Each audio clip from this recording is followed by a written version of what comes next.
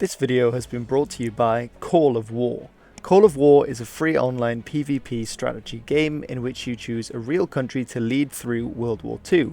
Pick Iceland. You can fight up to 100 other players in real time in games that can take weeks to complete, using military technology and weapons that were available at the time, such as tanks and planes, but also more advanced and sophisticated ones that appeared later in the war. You can declare war on your neighbours, like the Faroe Islands, or forge alliances with other players. You can choose your own strategy as well and engage in epic battles to take over the entire world. One thing that I really like is that while it's a historical game, you can take it in different directions. So if you wanted to, you could look at what if Iceland decided to join the Axis powers or the Allied powers, and how would things have played out differently in that way. If you follow the link in the description below, then you can get an exclusive gift of 13,000 gold and a month of premium subscription entirely for free. The offer is only available for 30 days, so don't wait too much and check out the description after watching this video. When it comes to the Second World War, most of us know about the major powers. The Germans, of course, and then the Russians, the Americans, and of course the Mongolian cavalry that fought the Japanese on the Chinese steppe. But what about some of the countries that we don't normally hear about in the Second World War? In this series, I want to take a look at some of those smaller countries, not necessarily always that small, but that did also have a role in the Second World War, which isn't as well known. And today I'd like to focus on Iceland, an island in the North Atlantic Ocean that also had a very interesting and somewhat different role to play during the Second World War. It's important to remember that in 1939, when the Second World War broke out in Europe at least, Iceland was actually at that time still in a personal union with Denmark after it had become Danish territory in 1523 as part of the collapse of the Kalmar Union. However, by 1874 Iceland did have its own home rule, and in 1904 it gained even more independence from Denmark in this way, until in 1918 it was granted its independence, although the monarch of Denmark was still officially the monarch of Iceland. And so from 1918 you had the entity that was known as the Kingdom of Iceland, which was semi-autonomous from Denmark. Before the war broke out in the 1930s, the Germans were actively involved in trying to create positive relations with Iceland, even hosting football matches between Icelandic teams and German teams.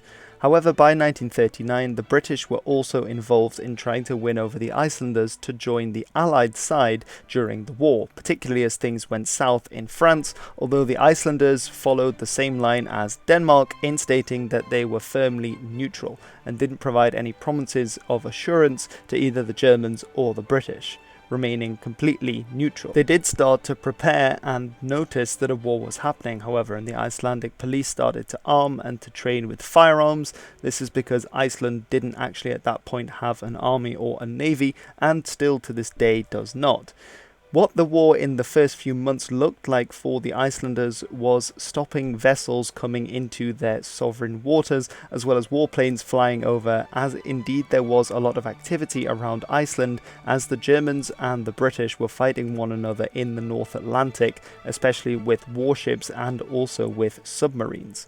Things would change immeasurably on the 9th of April 1940 when the Germans invaded Denmark.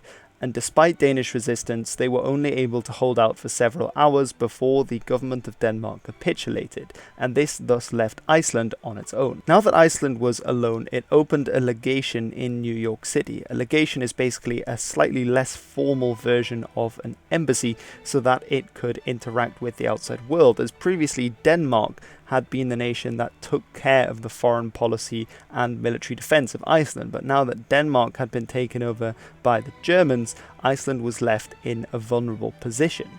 Iceland was of key interest to many of the players in the war for several reasons, and it soon became clear that both the British and the Germans were incredibly interested in creating a foothold in Iceland, and both created diplomatic ploys to try and get Iceland to join either one side or the other. However, they refused to do so. The British were particularly interested in Iceland, especially because it was a vital stopping location for the convoys that brought food, rations and other supplies to Britain from across the North Sea to America, as well as the British supply lines going to places like Murmansk and Arkhangelsk, which were supplying the Russians, or would be supplying the Russians, as of course at this point the Russians had not yet entered the war. Nice one, Hilbert. But the Germans were also interested in getting up to Iceland because they could station their U-boats there to attack the convoys that were coming across the North Atlantic and so starve the British into surrender.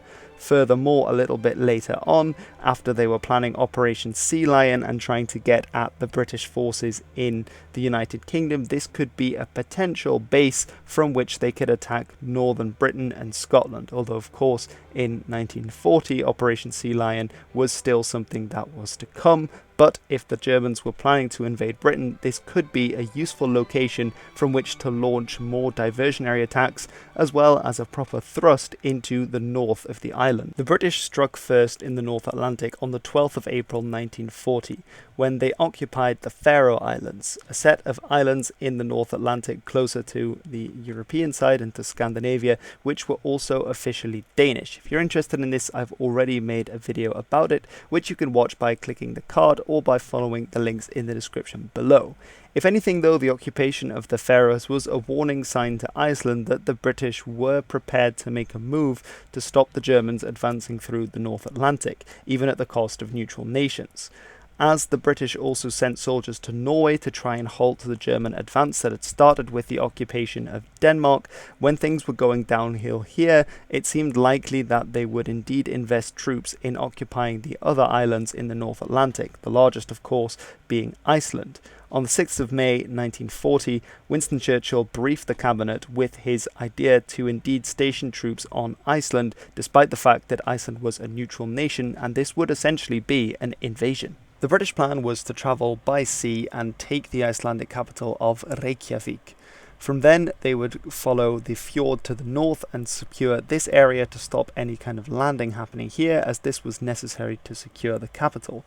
From there, they would travel to Sandskeið and to Kaldaðarnes, which are both to the south of Reykjavik, before sending troops by land further north to occupy the important northern landing ground of Akureyri. To do this, they assembled a force of around 700 marines, which may seem a little bit excessive, given what we've already said, that Iceland didn't have an army or a navy and was no longer being protected by Denmark because its armed forces, outside of a few naval ships that got away, had surrendered to the Germans. Well, the British were being quite cautious, but they did expect some possible resistance from three main areas. One was from some of the German citizens that lived in Iceland and who may indeed try to resist a British takeover that was there. They were unsure of exactly how many Germans there were in Iceland. These were civilians, not soldiers by the way, or Icelanders of German descent who would not want to be ruled over by the British. And so that was one cause of concern. Another far more serious one was that if the British did land troops and the Germans were quite quick to respond, they might land an invasion force on the very west of the country, or the east of the country, sorry, and that they would then try to fight for control of the island. So the British wanted to make sure that they took over very quickly and take over the important landing grounds on the island.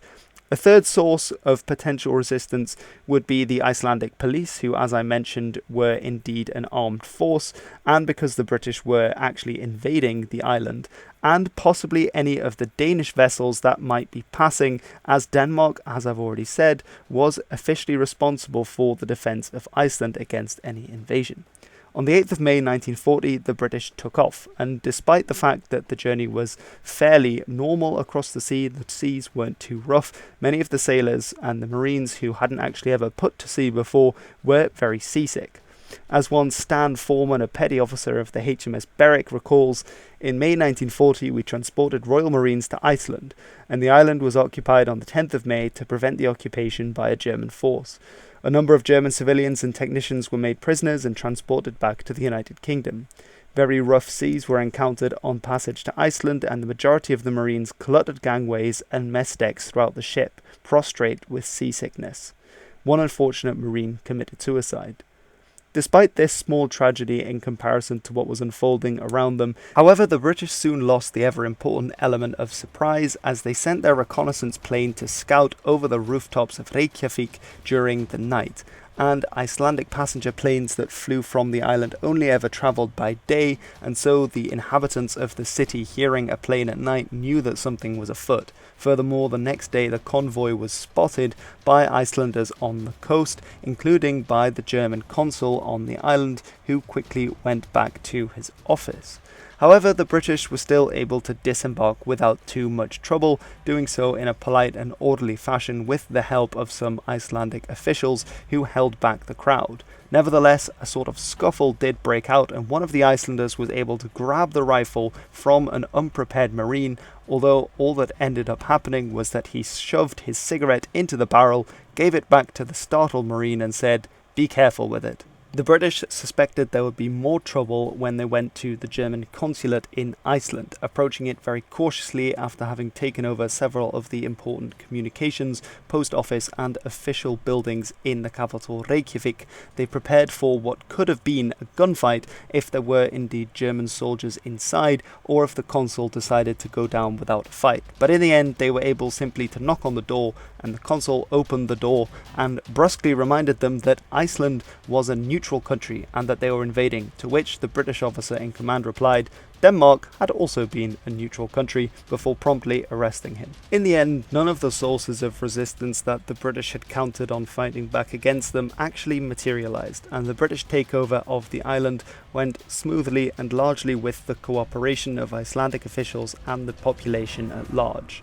However, on the 17th of May 1940, they did call in for 4,000 soldiers from Canada who took over the guarding of the island from the Marines who were sent back to the United Kingdom to prepare for the defence against Operation Sea Lion, or what would become Operation Sea Lion. And some 25,000 troops would be stationed there until 1941, when the defence of the Iceland would be given over to the United States, who at this point were still neutral and had not yet become involved in the war, as this was before Pearl Harbor, and yet they were happy to station soldiers on the island. At its peak, there were around 30,000 soldiers on Iceland, which made up around 50% of the male population there, which of course caused a little bit of friction when they started to go out with some of the local girls. And indeed, some 255 Ástandsbörn were born during this time. These were foreign children that were born to soldier fathers. And around 332 Icelandic women ended up marrying foreign GIs that came to Iceland during this period, something which was very controversial on the island, and which was something that many of the people there ended up shunning those who did get into relationships or have children with several of these foreign soldiers. And indeed today the name Hansson is a common surname, and this actually means his son, and is often given to the children of these relationships that occurred between local women and foreign soldiers. However, at the same time, many Icelanders see this as being a very good period for the development of the Icelandic society and infrastructure, particularly as they built many new roads through the island, and of course, very importantly, many runways that the Icelanders to this day are able to use for tourism and for travel outside of Iceland, which weren't there before the Allies had showed up. And for this reason, some of them still refer to the war as the Blessað stríðið, or the Blessed War. Especially compared to other places in Europe, Iceland really didn't have it that poorly.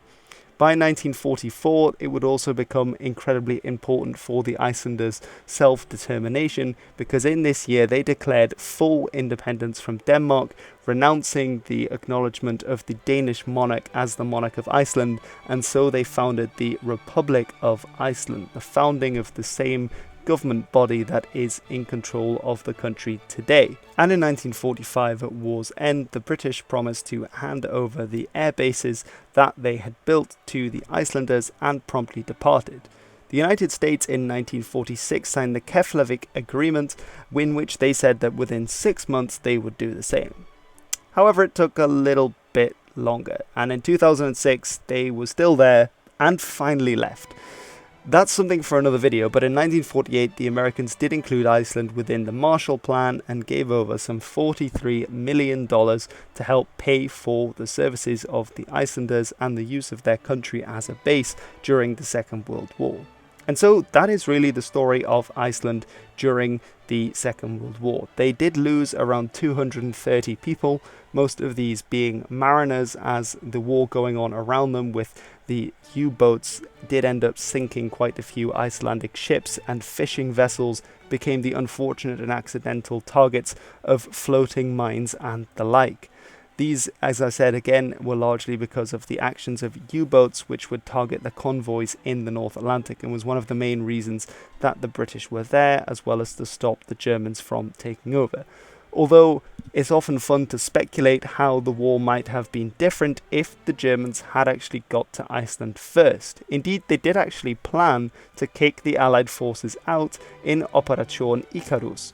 However, they decided in the end that this would be a costly manoeuvre and the strategic gain simply wouldn't be worth it. Although it would be interesting to imagine what a German occupation of Iceland might have been like. Would the Icelanders have responded much differently to they did with the Allied occupation, and how would history have been different if this had been the case? Let me know in the comments below if you think this would have had any major effect on the war, what the Icelanders' response would have been, or if we would be looking at something quite similar.